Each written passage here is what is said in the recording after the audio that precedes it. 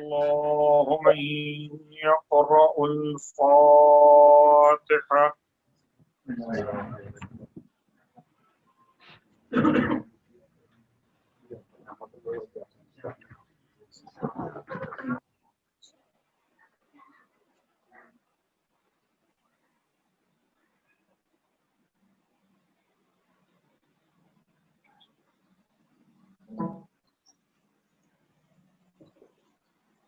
تمام مومنین اور مومنات کے مشکلات کے حل کے لیے، خاص طور سے بیمار مومنین مومنات کی شفا یابی کے لیے آواز بلند تر صلوات. اللهم صل على محمد وآل محمد وعجل فرجهم. أعوذ بالله من الشيطان الرجيم. بسم الله الرحمن الرحيم. الحمد لله رب العالمين. الصلاة والسلام على أشرف الأنبياء والمرسلين سيدنا أبي القاسم محمد. اللهم صل على محمد وآل محمد وعلى أهل بيته الطيبين الطاهرين واللعنة الدائمة على أعدائهم أجمعين. أما بعد فقد قال الله تبارك وتعالى في كلامه الحميد وفرقانه المجيد قوله الحق وهو أصدق القائلين. بسم الله الرحمن الرحيم. هو الذي بعث في الأميين رسولا منهم يتلو عليهم آياته ويزكيهم ويعلمهم الكتاب والحكمة وإن كانوا من قبل لفي ضلال مبين. اللهم صل على محمد وآل محمد وعجل فرجهم.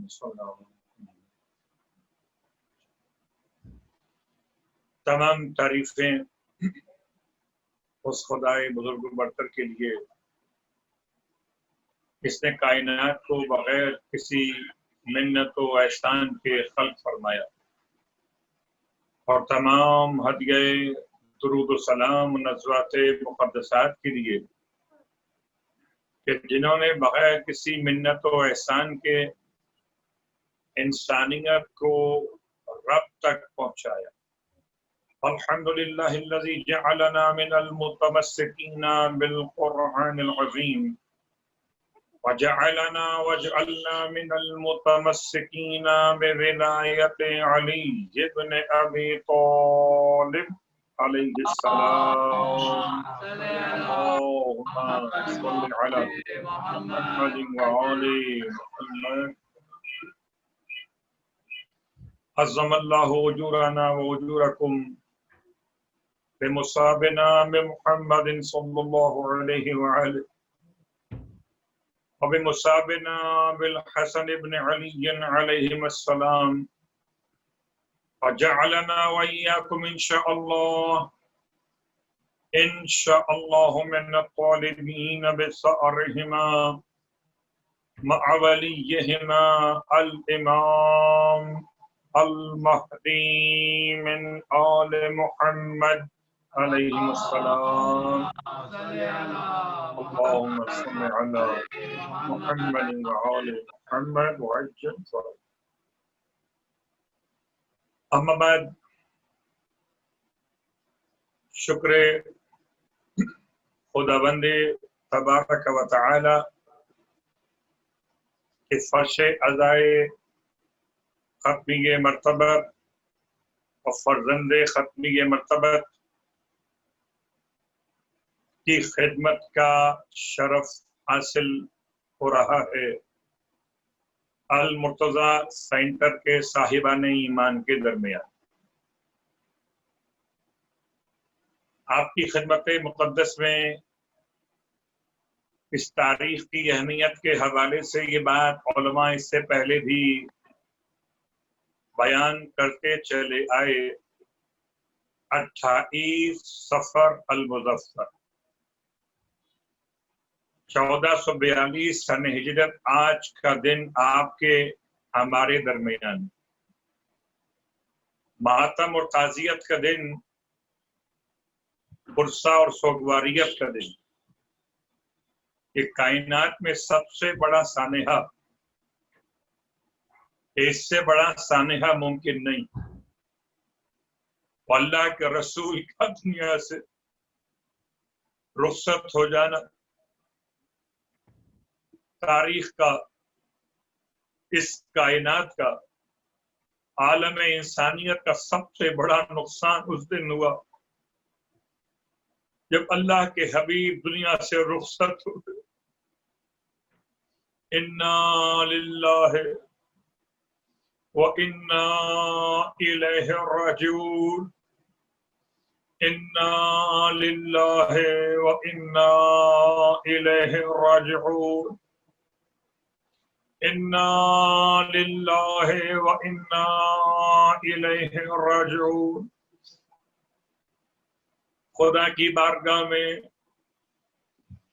دعائے افتتاح کے کلمات کے ساتھ اپنے جذبات کو پیش کرنا چاہیے۔ الہی اشکو فقد نبینا وغیبت ولینا وکثرت عدونا وقلت عددنا۔ اے خدا، ہم تیری بارگاہ میں شکوہ پیش کر اپنے نبی کے دنیا سے چلے جانے پر فقد نبینا، اور اپنے زمانے کے امام کے پردے غیب میں رہنے غیبت ولینا وکثرت عدونا، اور ہم شکوہ کرتے ہیں تیری بارگاہ میں اپنے دشمنوں کی زیادتی، وقلت عددنا، اور اپنے افراد کی تعداد کی قلت پر۔ شہزادی کونین کی خدمت میں تعزیت،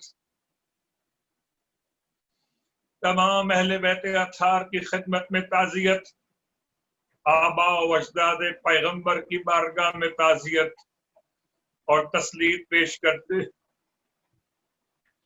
پروردگار ہم سب کو 28 صفر المظفر رسول خدا کی شہادت کا روز مدینہ منورہ میں روض رسول کے زائرین میں اور ماتم گزاروں میں شامل فرمائے۔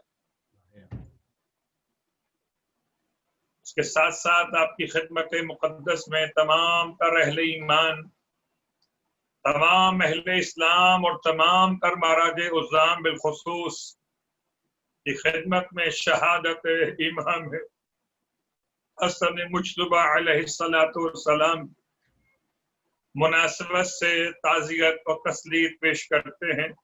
انا للہ وَإِنَّا إِلَيْهِ راجعون۔ ماتم گزاران معصومین، آپ کی خدمت مقدس میں آیت کا ترجمہ کرنے سے پہلے، اپنے عنوان کے آغاز سے پہلے یہ بات پھر یاد دلا دوں کہ بعض تواریخ میں امام رضا علیہ السلام کی شہادت بھی آخر سفر میں بیان کی گئی، یا 29 سفر یا آخر روز سفر، یعنی کہ 30 سفر۔ اور علماء کے نزدیک ان ایام کو ایام محسنیہ کے نام سے بھی آج یاد کیا جا رہا ہے، یعنی کہ تاریخ شہادت حضرت محسن السقط فرزند امیر المومنین شہزادی کونین کے شکم مقدس میں شہید ہو جانے والے کی تعزیت۔ ان چار مناسبتوں کے ساتھ فرش رضا پر اس یقین کے ساتھ پرسہ پیش کیجیے گا، آپ جسے پرسہ پیش کر رہے ہیں وہ یہاں موجود ہیں اور آپ کا پرسہ سماعت بھی کر رہے ہیں اور آپ کے چہروں کے آنسوؤں کو ملاحظہ بھی کر رہے ہیں۔ آئیے سلسلہ کلام کو آگے بڑھائیں، فضائل کے بیان کے ساتھ مصائب کا بیان اور فضائل سے زیادہ سیرت کا بیان۔ سرنامہ کلام میں اس آیت کی تلاوت کا شرف میں نے حاصل کیا اور سماعت کا شرف آپ نے حاصل کیا۔ اس آیت کا نشان ہے سورہ مبارکہ الجمعہ آیت نمبر 2۔ پروردگار اس آیت میں ارشاد فرما رہا ہے والذی بعث فی الامیین رسولا منہم، وہی پروردگار، کون وہی پروردگار؟ یسبح للہ ما فی السماوات و ما فی الارض الملک القدوس العزیز الحکیم۔ تو یہ ہوا کو سمجھنے کے لیے، الذی کو سمجھنے کے لیے سورہ مبارکہ الجمعہ کی آیت نمبر 1۔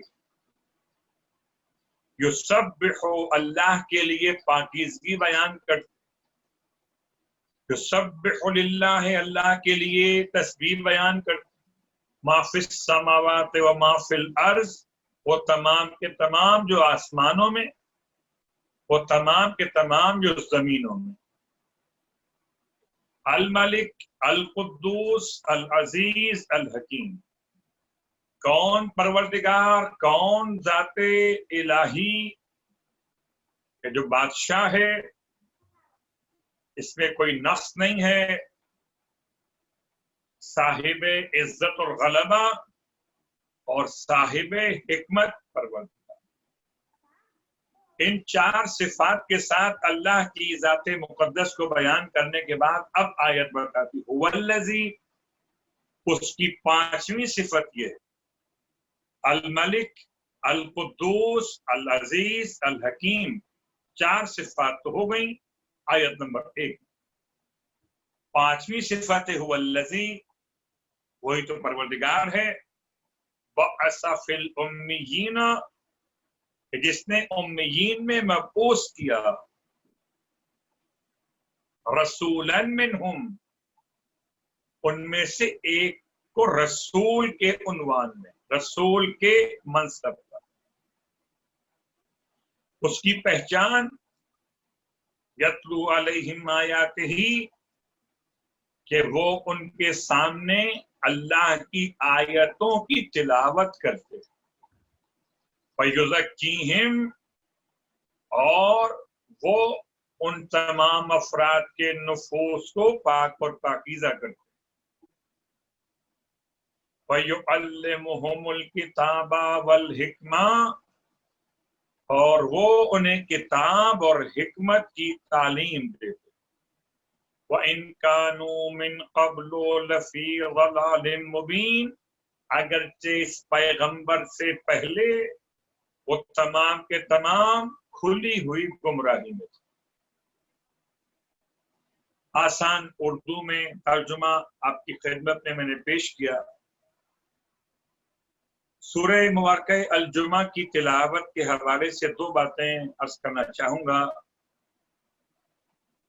پہلی بات تو یہ، اللہ کے حبیب ختمی مرتبہ صلی اللہ علیہ وآلہ وسلم، اللہم صلی علی محمد وآل محمد، ارشاد فرماتے کہ جو شخص بھی سورہ جمعہ کی تلاوت کرے، خدا اس کے نامہ اعمال میں ان تمام افراد کے ثواب کے برابر کہ جو جمعے کی نماز میں شریک ہوتے، ان تمام افراد کے ثواب کے برابر ثواب اس کے نامہ اعمال میں عطا فرماتے ہیں جو سورہ مبارکہ جمعہ کی تلاوت۔ اور ایک اور روایت آپ کی خدمت میں امام جعفر صادق علیہ الصلوۃ والسلام اللہم صل علی محمد وآل محمد ارشاد فرماتے ہیں اللہ کے حجت معصوم امام کہ جو شخص بھی سورہ مبارکہ جمعہ کی تلاوت کرے، ہمارے شیعوں کی پہچان کہ ہر شب جمعہ سورہ جمعہ کے ساتھ سورہ اعلیٰ کی تلاوت۔ ہمارے شیعوں پر لازم ہے کہ جمعے کے دن ظہر کی نماز میں سورہ جمعہ اور سورہ منافقون، یعنی اگر جمعہ نہیں پڑھ رہے تو سورہ مبارکہ جمعہ اور سورہ مبارکہ منافقون جمعے کے دن۔ اب آئیے ان دو روایتوں کے ساتھ آیت کا ترجمہ کر چکا آپ کی خدمت میں، ذرا سی توجہ دو چار خاص مسئلوں پر اور دو معصومین کی سیرت کا بیان آسان نہیں ہے۔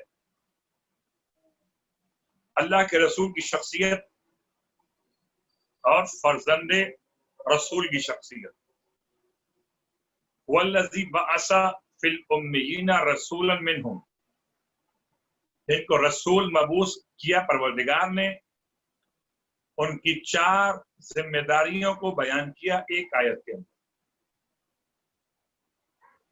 اور اس سے پہلے کہ یہ چار ذمہ داریاں کھول کے بیان کی جائیں، لفظ امی کی وضاحت کر دی جائے۔ امی یعنی امیہ سے لفظ، امی یعنی امت سے لفظ، امی یعنی سے لفظ، اور یہ تینوں ترجمے نسبتیں تمام اپنے اپنے اعتبار سے لوگوں نے بیان کی۔ قرآن البتہ اس نسبت کو بیان کرتا ہے۔ سورہ مبارکہ انعام کی آیت نمبر 29، لِتُنذِرَ أُمَّ الْقُرَىٰ وَمَنْ حَوْلَهَا، حبیب تاکہ تو ڈرائے ام القریٰ کے رہنے والوں کو اور جو اس کے اطراف میں رہتے۔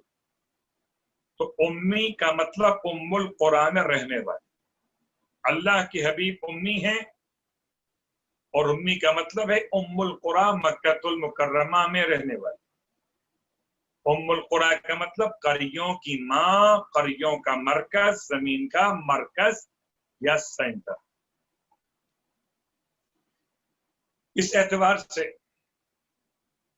روایت پہ غور کیجئے تو امام جواد علیہ السلام کی بارگاہ مقدس میں جعفر بن محمد نامی صوفی کا سوال پوچھتا ہے مولا سے کہ مولا آپ کے جد کو امی کیوں کہا جاتا؟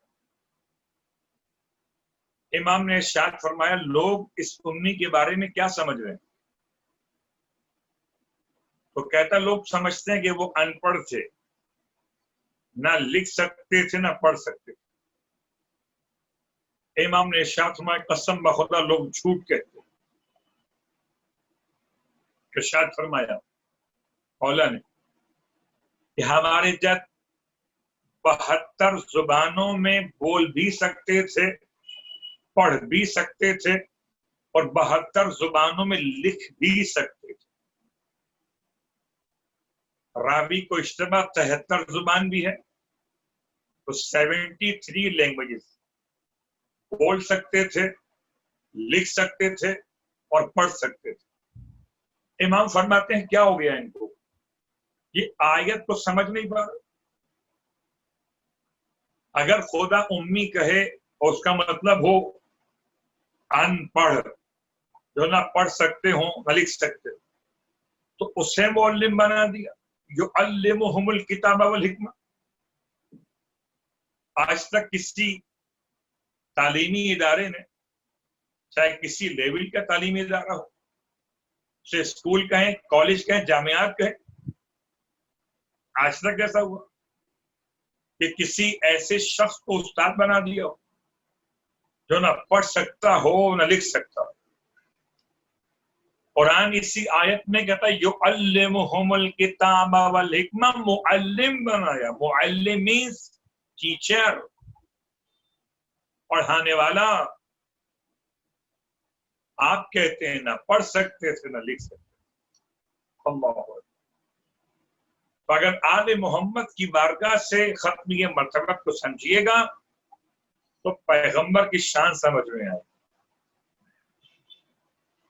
اسی طرح کی آیات قرآن مجید میں 3 مقامات پر الگ الگ ہیں۔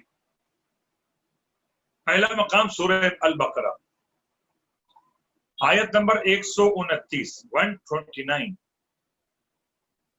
ربنا وابعث فیہم رسولا من انفسہم یتلو علیہم آیاتک ویعلمہم الکتاب والحکمہ ویزکیہم۔ سورہ البقرہ۔ ابراہیم علیہ السلام کی دعا مکہ المکرمہ، اے ہمارے پروردگار ان کے درمیان اپنے رسول کو مبعوث کر دے جو ان میں سے ہو، جو ان کے سامنے تیری آیات کی تلاوت کرے اور انہیں کتاب اور حکمت کی تعلیم بھی دے اور ان کے نفوس کو پاک اور پاکیزہ کرے۔ اور دوسرا مقام سورہ مبارکہ آل عمران، آیت نمبر 164 لَقَدْ مَنَّ اللَّهُ عَلَى الْمُؤْمِنِينَ إِذْ بَعَثَ فِيهِمْ رَسُولًا مِّنْ أَنفُسِهِمْ يَتْلُو عَلَيْهِمْ آيَاتِهِ وَيُزَكِّيهِمْ وَيُعَلِّمُهُمُ الْكِتَابَ وَالْحِكْمَةَ وَإِنْ كَانُوا مِنْ قَبْلُ لَفِي ضَلَالٍ مُبِينٍ۔ اللہ کا احسان ہے مومنین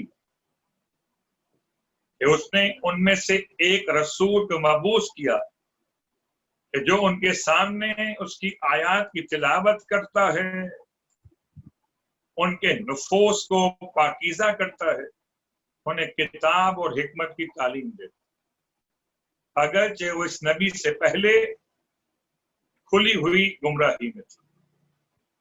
3 آیتیں، اور ان 3 آیتوں میں مزاج الگ ہے۔ کیا مطلب؟ سورہ البقرہ میں انداز دعا، سورہ مبارکہ آل عمران میں انداز احسان، انداز نعمت،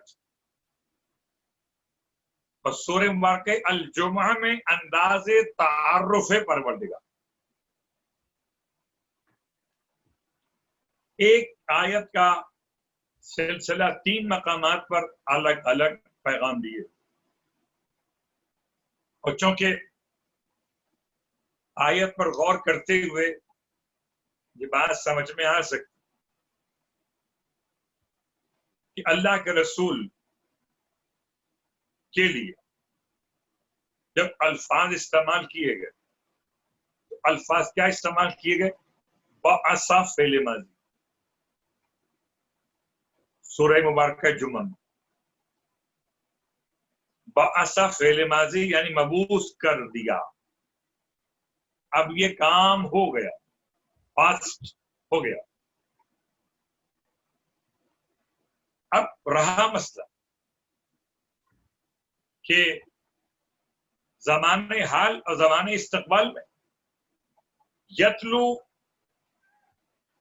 یزکی ویعلم 3 فعل اور استعمال ہوئے اس ایک آیت۔ پیغمبر کی 4 ذمہ داریوں کو بیان کیا 3 فعل استعمال کرتے، ایک یتلو، دوسرا یزکی، تیسرا یعلم۔ اور یہ تینوں جو فعل ہیں یہ صیغہ مضارع، یعنی کہ عربی زبان میں ماضی کے بعد مضارع، اس میں حال اور استقبال دونوں شامل، وہ تلاوت کرتے ہیں اور کرتے رہیں گے، وہ نفوس کو پاک کرتے ہیں اور کرتے رہیں گے، وہ کتاب اور حکمت کی تعلیم دیتے ہیں اور دیتے رہیں گے۔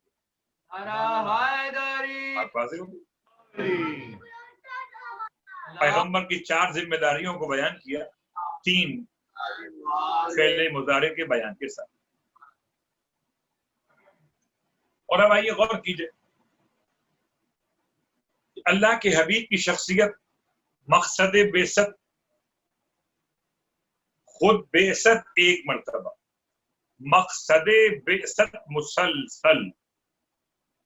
جب مقصد بعثت مسلسل ہے، یتلو ویزکی ویعلم، تو پھر جب پیغمبر 63 برس کے بعد دنیا میں نہ رہے تو اس مقصد کو کون آگے بڑھائے گا؟ تو کوئی ایسا ہونا چاہیے کہ یتلو، یزکی اور یعلم پر ایسا ہی ہو جیسے خود ختم یہ مرتبہ صلی اللہ علیہ وآلہ وسلم۔ اللہم صلی علی محمد۔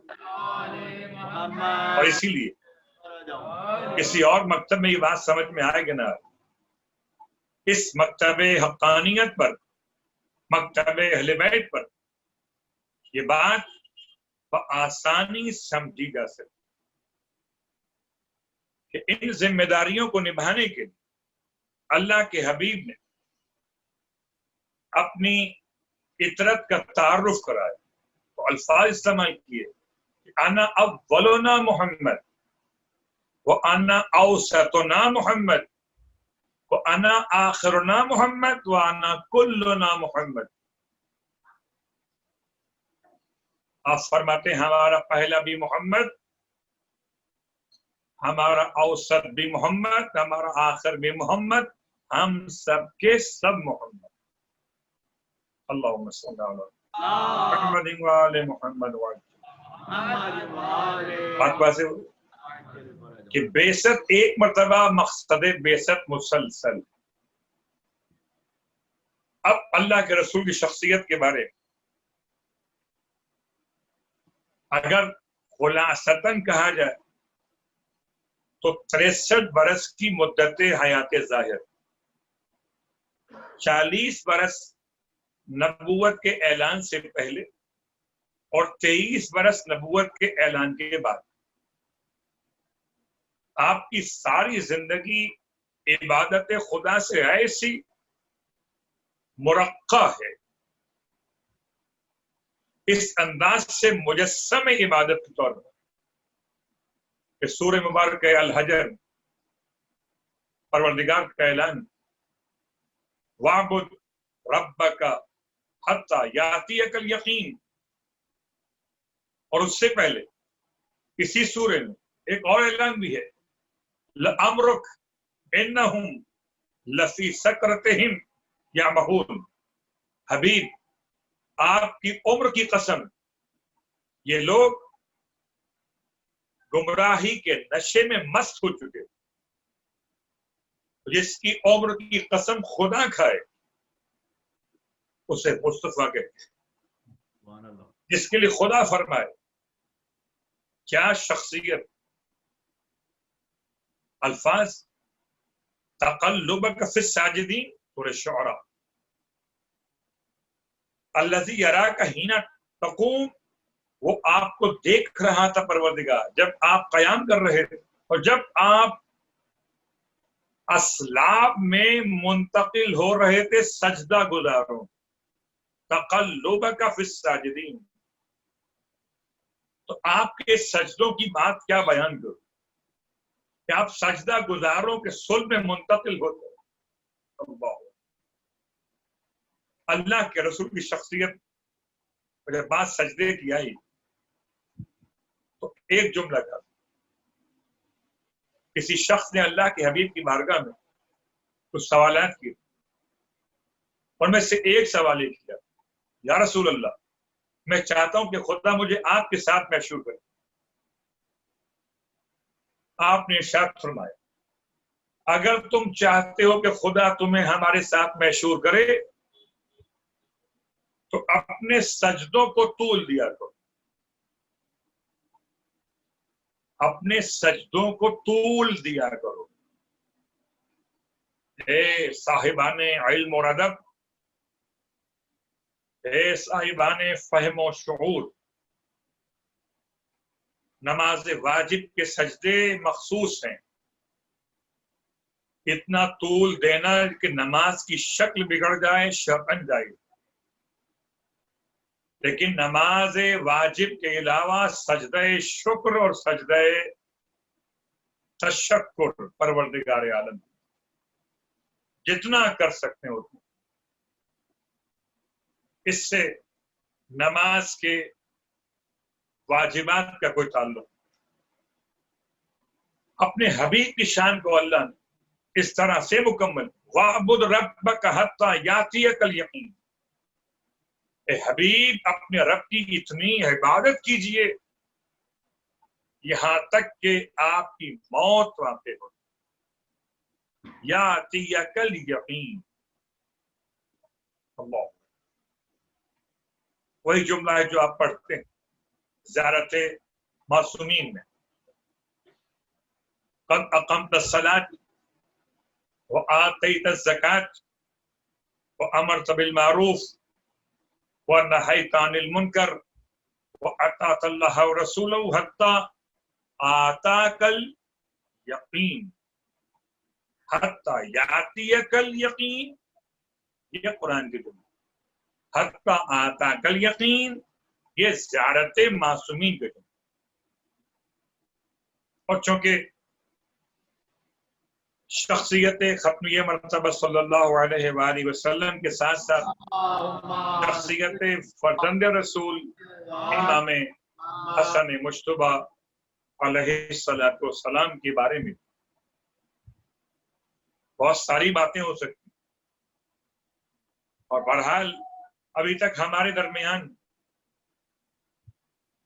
جو تذکرہ ہونا چاہیے وہ نہیں ہو رہا۔ کیا مطلب؟ غیروں کی زبان کھل چکی کہ جی شیعہ حضرات جو ہیں وہ امام حسین کو بہت بیان کرتے اور امام حسن کو بیان نہیں کرتے۔ ایسا لگتا ہے کہ جیسے واقعی وہ بات صحیح کر رہے۔ غور کیجیے آپ نے کتنی مجلسیں کی مولا حسین کے بارے میں، آپ سے پوچھتا ہوں، اور کتنی مجلسیں کی آپ نے مولا حسن کے بارے میں، آپ سے پوچھتا ہوں۔ جتنا مجمع یہاں بیٹھا ہوا اور جہاں تک آواز آ رہی، کتنی معلومات آپ کے پاس مولا حسن مجتبی کے بارے میں، اور کر رہے ہیں کئی بات کے اوپر۔ اگر روز قیامت شہزادی کونین نے سوال کر لیا کہ کیا حسن میرا سوتیلا بیٹا تھا، اتنا اگنور، ایک مجلس وہ بھی رسول خدا کے ساتھ ملاتے ہوئے، تو بیان کرنے والا کیا بیان کرے گا؟ کیا شخصیت بیان کرے، کیا سیرت بیان کرے؟ اللہ، تو میں آپ سے التماس کر سکتا ہوں کہ آپ اپنی مجالس حسینیہ میں، مجالس ایام ازا میں عنوانات کو مخصوص کریں آئمہ کے ساتھ، اور خطبہ کو دعوت دیں کہ آئیے آج اس امام کے بارے میں 10 مجلس ہیں، یعنی اس سال 10 مجلس ہیں چوتھے امام کے بارے میں، مثلا اس سال 10 مجلس ہیں 5ویں امام کے بارے میں۔ اگر پہلی محرم سے 10 محرم تک ان مجالس کا عنوان رکھا جائے سیرت مجتبی علیہ السلام، تو کیا شرعاً حرام ہو جائے گا؟ آپ کے پاس ہی بہانہ ہوتا ہے کہ مولانا کیا کریں، لوگ آتے ہی نہیں مجلس۔ تو جس میں آتے ہیں اس میں بیان کر دیں، چونکہ سوال بھی اپنے مقام پر اور اہمیت بھی اپنے مقام پر۔ دو حوالے مکمل کرنا چاہوں گا۔ امام علیہ السلام کی شخصیت میں فضائل، مناقب، معجزات، یہ سب اپنے مقام۔ آپ کی شخصیت کے بارے میں بنو امیہ کے پروپیگنڈا کرنے والوں نے دو عنوانات کو ٹارگٹ کیا۔ دو عنوانات۔ پہلا عنوان کثرت ازواج، دوسرا عنوان صلح معاویہ ابن ابی سفیان۔ دو عنوانات۔ ویسے تو بیان کرنے کے لیے مولا کی شخصیت میں بہت سارے عنوانات، لیکن سامنے مخالفین نے یہ دو عنوانات پہ بہت تفصیل سے تنقید کی ہے،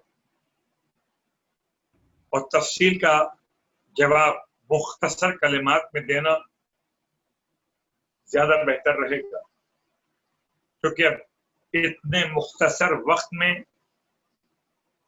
تفصیل بیان کرنا ممکن ہے۔ کثرت ازواج، پہلا حملہ کیا گیا مولا کی ذات مقدس۔ اس کا جواب، جب بھی آپ کسی سے بات کیجئے تو پہلے اسے قائل کیجئے کہ آیہ تطہیر انما یرید اللہ لیذہب عنکم الرجس اہل البیت ویطہرکم تطہیرا۔ اللہم صلی علی محمد۔ اس آیت میں امام حسن علیہ السلام شامل ہیں کہ نہیں؟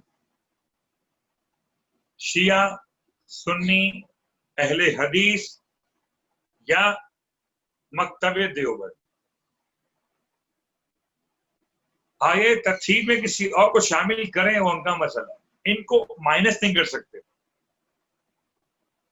پنجتن کو مائنس نہیں کر سکتے۔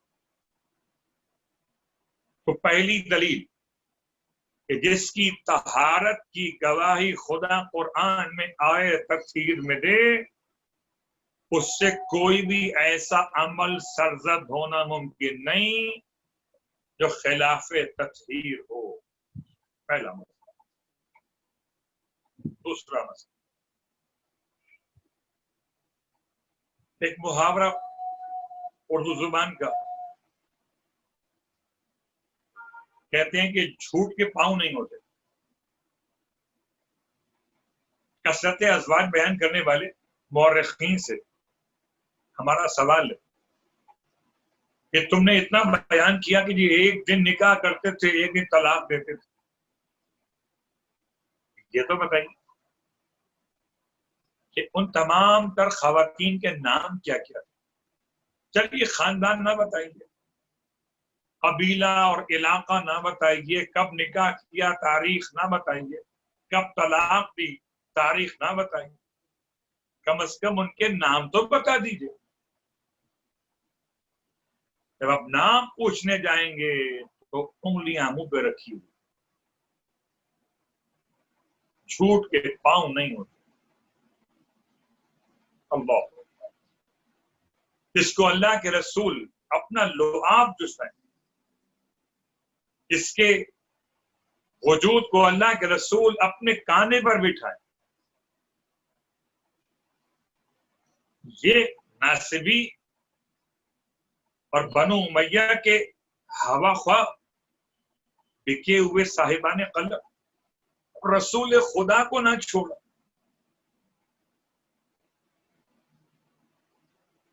ازواج کے معاملے میں، اور آپ جانتے ایک 9 سال کی خاتون سے نکاح کا تذکرہ، اور کیا کیا خرافات منسوب کی گئیں اللہ کے حبیب سے، تو مولانا حسن کے ساتھ اللہ۔ دوسرا مسئلہ صلح امام کے حوالے سے، امام علیہ السلام نے معاویہ بن ابی سفیان سے صلح کی بیعت نہیں، اسے خیرات میں حکومت دی، خلافت نہیں۔ بات واضح ہو رہی ہے، حکومت دی، خلافت نہیں، اور اپنی مرضی کی شرائط پر دی، اس کی مرضی کی شرائط پر نہیں۔ اور اس کے بعد امام علیہ السلام نے اپنی صلح کو صلح حدیبیہ کے مثل خود قرار دیا، جیسے اللہ کے رسول نے کفار مکہ سے حدیبیہ کے مقام پہ صلح کی، اسی انداز سے مولا مجتبیٰ نے معاویہ بن ابی سفیان سے صلح کی۔ آپ فرماتے ہیں بس ایک فرق خود مولا فرما رہے ہیں کہ میرے جد نے صلح کی کافروں سے، اور میں نے صلح کی ان سے جن کا کفر چھپا ہوا تھا۔ بس تفصیل کا وقت نہیں ہے، یہ بات یاد رکھیں، اللہ کے حبیب فرماتے ہیں شیعہ سنی دونوں روایات موجود ہیں کہ میرے دونوں بیٹے امام ہیں، قاما او قعودا، یہ دونوں قیام کریں تب بھی امام ہیں، اور یہ قیام نہ کریں بیٹھ جائیں تب بھی امام۔ تو بیٹھے تب بھی امام، کھڑا ہو تب بھی امام۔ اللہ کے حبیب کے صلح کے اور جنگ کے دونوں معاملات سنت دونوں ہے، صلح بھی سنت ہے اور دفاع جہاد بھی سنت ہے۔ تو آپ کی سنت پر دونوں شہزادوں نے عمل کیا، ایک نے صلح کو اختیار کیا، ایک نے دفاع جہاد کو استعمال کیا۔ یہ جملہ آپ کی خدمت میں مکمل کر دیں۔ امام فرماتے ہیں اگر میں صلح نہ کروں تو حاکم شام روئے زمین پر ایک شیعہ کو بھی زندہ نہ چھوڑ۔ جب کوئی شیعہ زندہ نہ رہتا تو کربلا کیسے؟ 72 کہاں سے آتے؟ اب بات سمجھ لیجیے کہ صلح حسن نے زمانے کو 72 حسینی کربلا میں دی، اور 72 حسینیوں نے زمانے کو اسلام دیا، بقائے دین کا عنوان دیا۔ بس بات مکمل ہوگی۔ فرش ادا پر آ کر بیٹھے اور انتظار میں کہ کب شبیہ تابوت کی زیارت برآمد ہوگی اور کب امام کا ماتم کرے۔ شبیہ تابوت کی زیارت کو عام زیارت نہ سمجھا کیجیے، ایک جنازے کی شکل،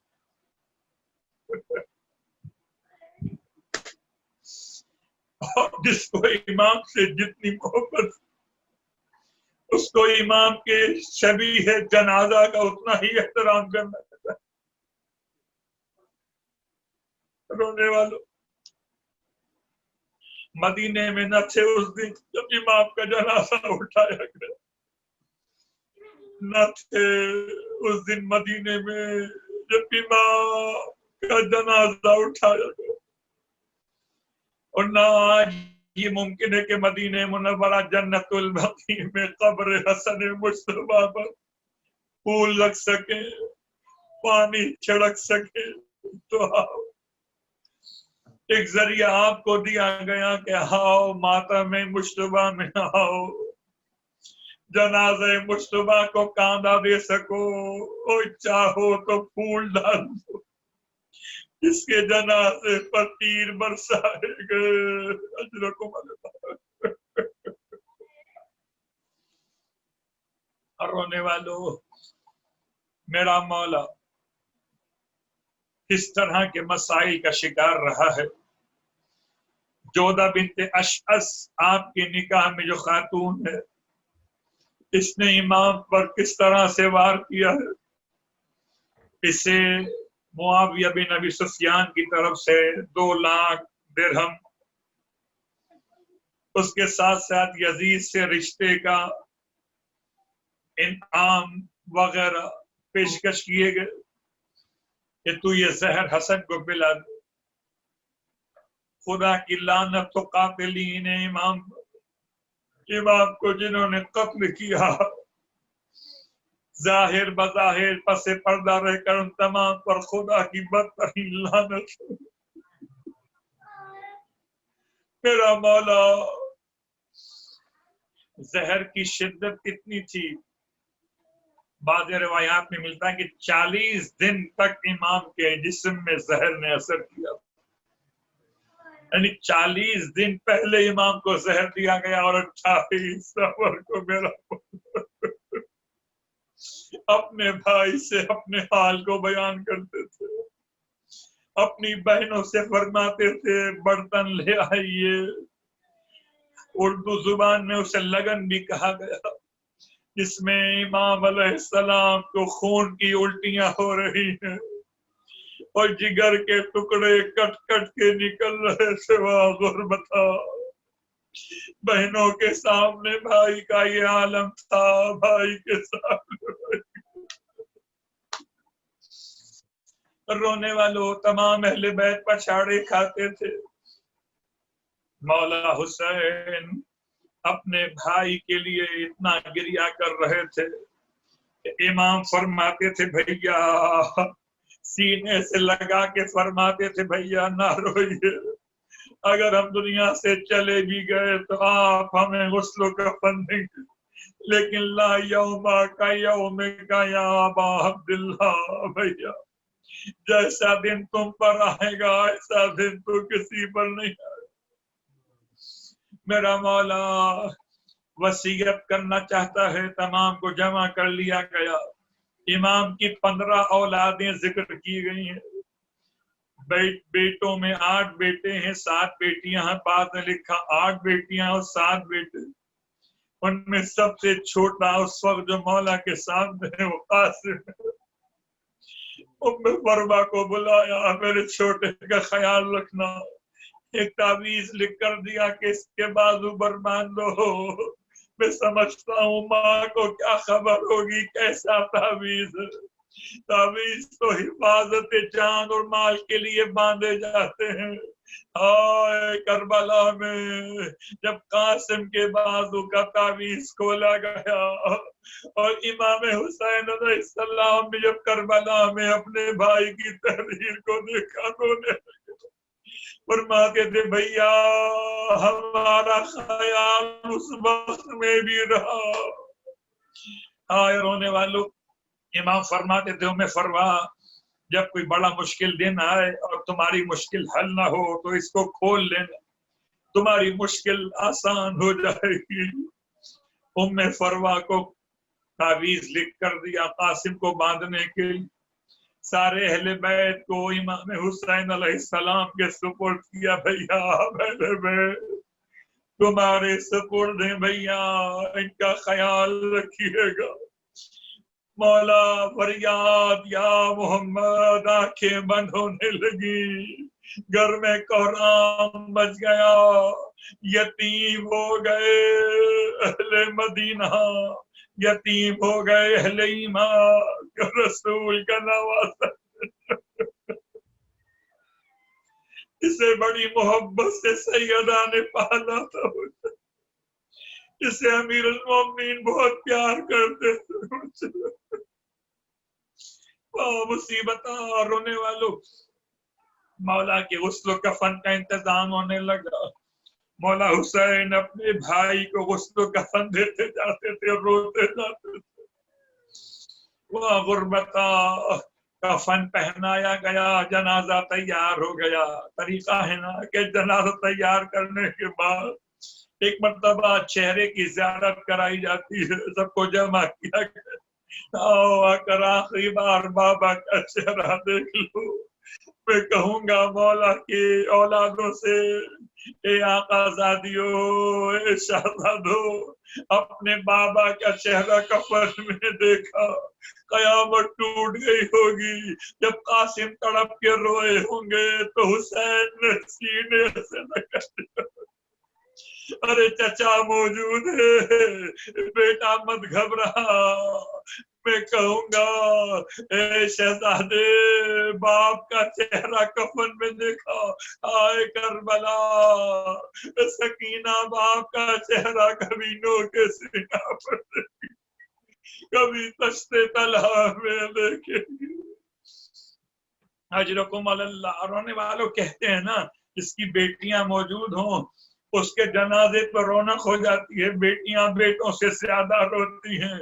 آئے فاطمہ بنت حسن، آئے رقیہ بنت حسن، آئے ختیجہ بنت حسن، بیٹیاں باپ کے جنازے سے لپٹی ہوئی ہیں۔ میں کہوں گا آج رونے پر پابندی نہیں، باپ کا نام لے کے روئی ہے۔ ابھی چچا سلامت ہے، بھائی سلامت ہے، آئے کربلا، حسین کی یتیمہ کو تماشے مارے جائیں گے، بچی کہے گی شمر مجھے نہ ماں، میں بابا کا نام بھی نہیں لیتی۔ امام کے جنازے کو اٹھایا گیا، رخصت ہوئے، جنازے کو لیے ہوئے جانب قبر رسول بڑھے تھے کہ فساد کرنے والوں کا گروہ سامنے آ گیا، مروان آگے آگے پیچھے پیچھے، خاتون ہے جو کہتی ہے یہ جب تک میرے سر میں ایک بال بھی موجود ہے حسن کو دفن نہ ہونے دوں گی۔ امام فرماتے تھے میں دفن کرنے نہیں لایا، مگر ایک نہ سنا گیا امام کا پیغام، اتنے تیر برسائے گئے کہ تیروں پر اس طرح سے بارش جنازے پر کہ پورا کفن خون سے رنگین ہو گیا۔ آخری جملہ خطیب اہل بیت کہا کرتے تھے، حسن و حسین کے جنازے میں ایک ہی فرق تھا، حسن کے جنازے پر تیر تھے، حسین کا جنازہ تیروں پر تھا۔ یا حسین یا حسین ولعنة الله على القوم الظالمين.